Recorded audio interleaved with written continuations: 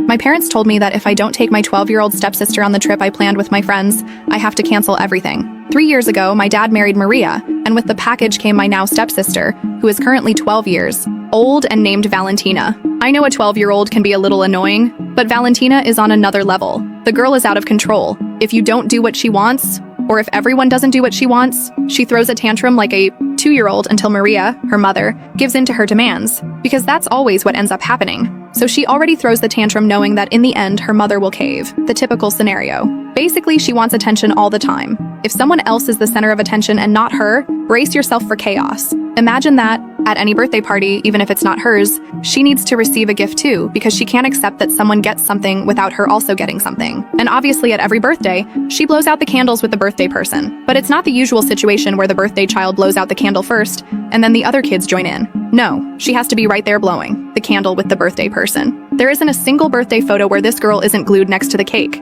And of course, she wants to be invited to absolutely every plan, every event, every outing. Even if she doesn't want to go, she wants the invitation. Her presence must be requested. This year, for my birthday, I decided to take a trip with my 3 best friends. We're going to the beach and rented an Airbnb right by the ocean. Since it was my birthday, my parents covered part of the trip as a gift to me, making it cheaper for me and my friends. We were really happy and grateful for that because it significantly lowered our travel costs. The problem started when Valentina found out we were going on a trip to celebrate my birthday. Obviously, she wanted to come. She asked me if she could go, and honestly, I laughed at the moment and said, "No, Valen, it won't be fun for you to travel with me and my friends. You'll get really bored." But guess what? The brat kept insisting, and I expected my dad or Maria to say something since they were right there listening to the conversation, but they said nothing. In the end, I thought she'd forget about it, since there was still a month left before the trip. After all, she's a kid. She could easily get distracted by something else. My friends and I continued planning everything. My parents helped with part of the costs, but they didn't pay for everything. We booked several things and used our own savings to cover expenses.